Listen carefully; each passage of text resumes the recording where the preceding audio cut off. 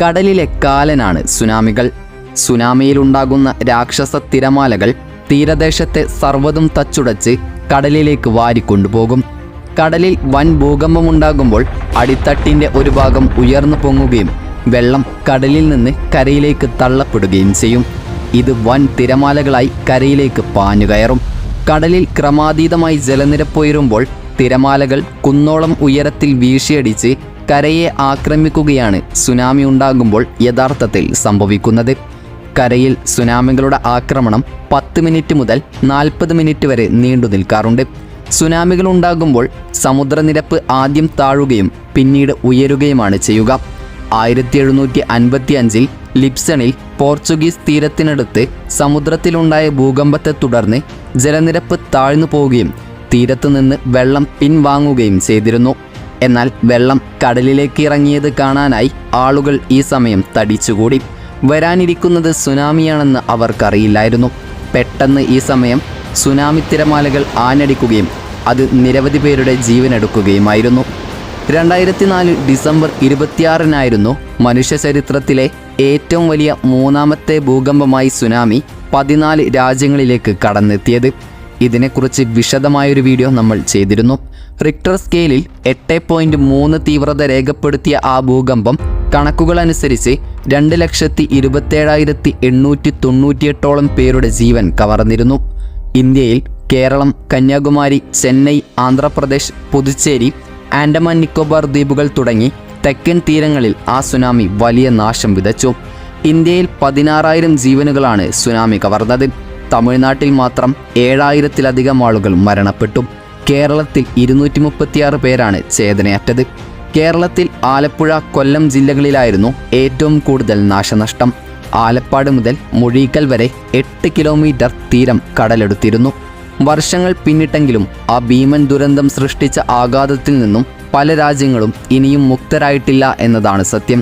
നിരവധി പേർ അന്നത്തെ ദുരന്തത്തിൻ്റെ നെഞ്ചിടിപ്പും പേറി ഇന്നും ജീവിക്കുന്നുണ്ട്.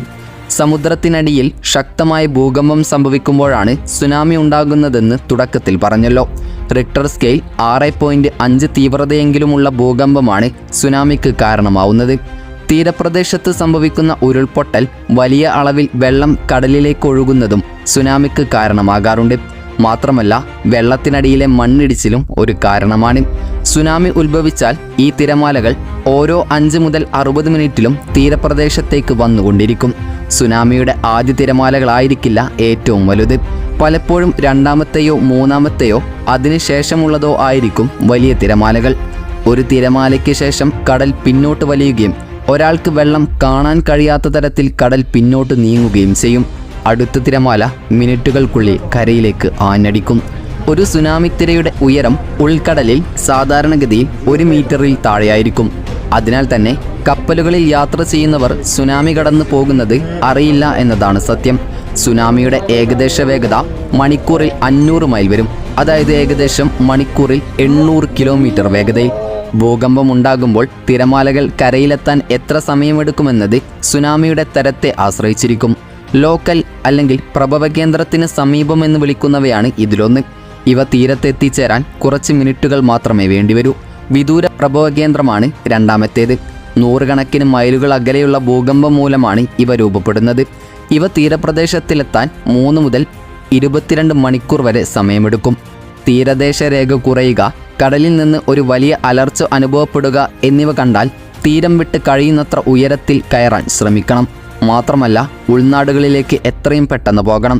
ഭൂകമ്പ മേഖലയാൽ ചുറ്റപ്പെട്ട് കിടക്കുന്ന ശാന്തസമുദ്രത്തിൽ സുനാമികൾ സാധാരണമാണ്. എന്നാൽ ഇന്ത്യൻ മഹാസമുദ്രത്തിൽ താരതമ്യേന ഇത് കുറവാണ്. ഭൂകമ്പങ്ങളുടെ നാടായ ജപ്പാന്റെ തീരങ്ങളിൽ താമസിക്കുന്നവർക്ക് സുപരിചിതമായ പ്രകൃതിക്ഷോഭമാണ് സുനാമികൾ. ജപ്പാനിലും അമേരിക്കയിലും ഇന്ത്യയിലും മറ്റും സുനാമി മുന്നറിയിപ്പ് കേന്ദ്രങ്ങൾ പ്രവർത്തിക്കുന്നുണ്ട്. പലപ്പോഴും കടലിൽ ഭൂകമ്പമുണ്ടായാൽ കുറെ കഴിഞ്ഞാണ് തിരമാലകൾ കരയിലെത്തുക. ഈ സമയത്ത് രക്ഷാപ്രവർത്തനങ്ങൾ നടത്താൻ കഴിയും. കടലിലെ ഭൂകമ്പ മാപിനികൾ രേഖപ്പെടുത്തിയാൽ ഉടൻ തന്നെ ഈ കേന്ദ്രങ്ങൾ തീരദേശത്ത് സിഗ്നൽ ലൈറ്റുകൾ പ്രകാശിപ്പിക്കുകയും സൈറണുകൾ മുഴക്കുകയും ചെയ്യും. മുന്നറിയിപ്പ് കിട്ടിയാൽ ഉടൻ തന്നെ ജനങ്ങളെ സുരക്ഷിത സ്ഥാനങ്ങളിലേക്ക് മാറ്റാനും സാധിക്കും. ഇനിയും സുനാമി വരുമോ? AD 1300-ലും 1450-ലും ഇന്ത്യൻ മഹാസമുദ്രത്തിൽ സുനാമി ഉണ്ടായതായി രേഖകളുണ്ട്. ഇന്ത്യ, ഓസ്ട്രേലിയ, ബർമ ഭൂഫലകങ്ങൾ ചേരുന്ന സ്ഥലമാണ് സുമാത്ര. ഇത് ഭൂകമ്പ മേഖലയാണ്. നീങ്ങിക്കൊണ്ടിരിക്കുന്ന ബർമ ഭൂഫലകത്തിലാണ് ആൻഡമാൻ നിക്കോബാർ ദ്വീപും സുമാത്രയും സ്ഥിതി ചെയ്യുന്നത്. ഇവിടെ ഇനിയും ഭൂകമ്പങ്ങൾ പ്രതീക്ഷിക്കാം. 2004 സുനാമി ദുരന്തത്തിന് ശേഷം ഇന്ത്യൻ മഹാസമുദ്രത്തിന് ചുറ്റുമുള്ള രാജ്യങ്ങൾ ചേർന്ന് സുനാമി നിരീക്ഷണ ശൃംഖല ഉണ്ടാക്കിയിട്ടുണ്ട്. യുനെസ്കോയുടെ ഇന്റർ ഗവൺമെന്റൽ കോഓർഡിനേഷൻ ഗ്രൂപ്പിന്റെ നേതൃത്വത്തിലാണിത്. എല്ലാ രാജ്യങ്ങളിലെയും സുനാമി മുന്നറിയിപ്പ് കേന്ദ്രങ്ങൾ കൂട്ടിയിണക്കിയാണ് ഈ സംവിധാനം പ്രവർത്തിക്കുന്നത്. ഏതായാലും സുനാമിയെക്കുറിച്ച് നിങ്ങൾക്കൊരു ധാരണ ലഭിച്ചു എന്ന് കരുതുന്നു. വീഡിയോ ഇഷ്ടപ്പെട്ടാൽ വീഡിയോക്ക് ലൈക്ക് ചെയ്യാനും വീഡിയോ ഷെയർ ചെയ്യാനും നമ്മുടെ ചാനൽ സബ്സ്ക്രൈബ് ചെയ്യാനും വിട്ടുപോകരുത്. അപ്പോൾ മറ്റൊരു ഇൻഫോർമേറ്റീവായ വീഡിയോയുമായി വരുന്നത് വരെ ഗുഡ് ബൈ.